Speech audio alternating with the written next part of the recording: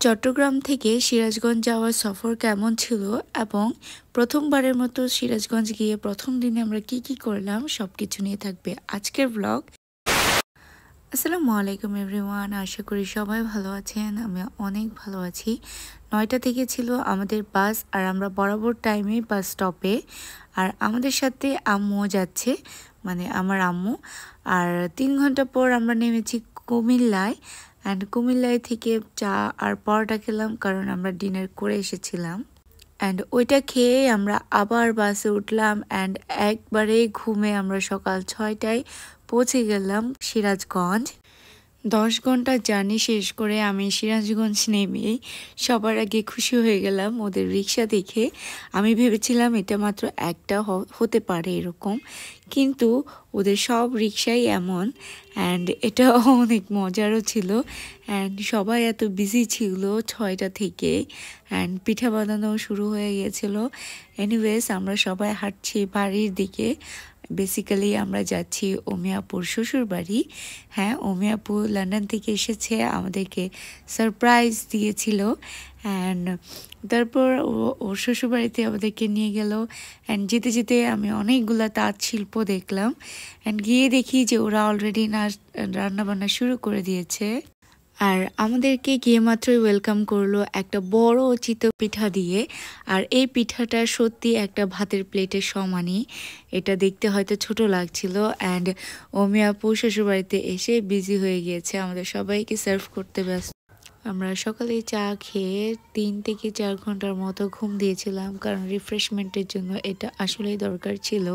And আরও 1 cup চা নিয়ে আমি, অমি আপু আর আনিকা আপু উঠানে বসেছি, কারণ খুব একটা ভাইব নিতে ইচ্ছা করছিল।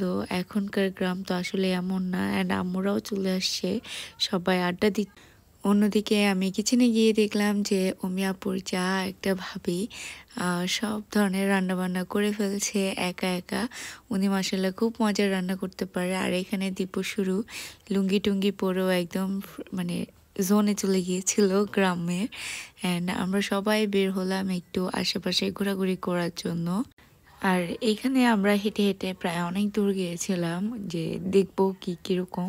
আর এখানে ম্যাক্সিমাম বাড়ি টিনের, বলতে গেলে হাতে গোনা 1-2টা ইট পাথরের দেখা যায়, তবে মাটির তো একদমই নেই। তার উপর হচ্ছে এখানে অনেক গাছে ফল আছে। অ্যান্ড আমরা যখন কাঁঠাল গাছে মুন্সি দেখেছি, অ্যান্ড ওগুলা নেওয়ার জন্য দীপুকে তুলে দিয়েছি, কারণ ওটার ভর্তা খাবো আমরা। অ্যান্ড এটা অনেক মজার। তারপর আমরা আবার বাসায় চলে গেলাম, কারণ লাঞ্চ প্রিপেয়ার হয়ে গিয়েছে। তো আমরা সবাই মিলে লাঞ্চ করলাম। আর অনেক বেশি আয়োজন করেছে লাঞ্চের, সব কিছু দেখতেই পাচ্ছেন, অনেক আয়োজন করেছে আন্টি।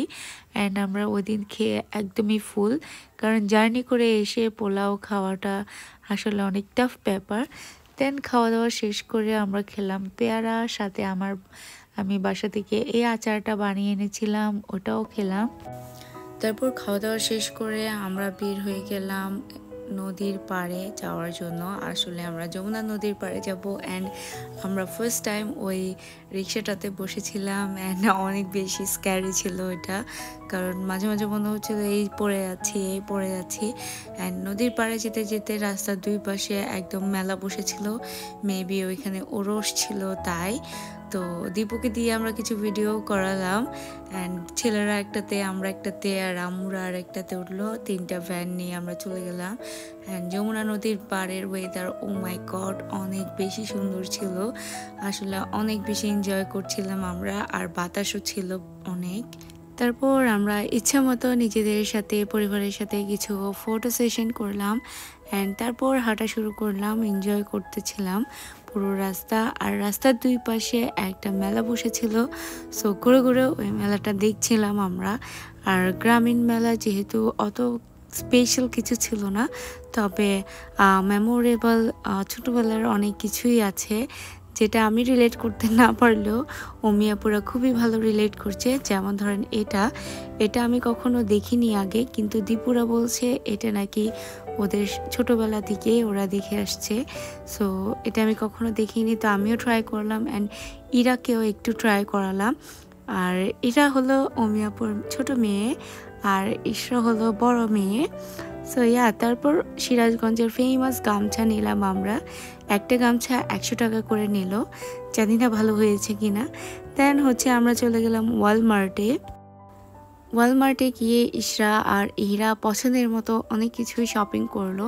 দেন আমরা আবার ভ্যানে উঠলাম অ্যান্ড তারপর চলে গেলাম রনি মিষ্টান্ন ভান্ডারে, যেটা নাকি অনেক ফেমাস একটা মিষ্টির দোকান সিরাজগঞ্জের। সো ওদের মিষ্টি ট্রাই করলাম আমরা। আর খুব একটা আহামরি মিষ্টি নেই, কিন্তু যা আছে সব কিছু কিন্তু অথেন্টিক আর অনেক মজা। অ্যান্ড আমরা সব কিছু একটু ট্রাই করেছি। তারপর আমরা বাসায় যাওয়ার পথে এই পান্তা রসটা নিলাম। এটা নাকি অনেক মজার একটা স্ন্যাক্স, যেটা অমি আপু বলছিল, বাট আমরা খেয়ে খুব একটা আহামরি মনে হয়নি। মেবি এটা ঠান্ডা ছিল আর কি ছিল আমি জানি না, নাকি দোকানটাই ভালো ছিল না। এনিওয়েজ তারপর আমরা বাসায় চলে গেলাম। বাসায় গিয়ে ডিনারের পর আমরা বসে বসে 1 প্লেট দই খেলাম। আসলে খিরসা দইটা এত বেশি মজা ছিল যে আমরা অনেক নিয়ে এসেছি। সো এই ছিল প্রথম দিন। 11টার দিকে আমরা ঘুমিয়ে গিয়েছিলাম। সো আল্লাহ হাফেজ।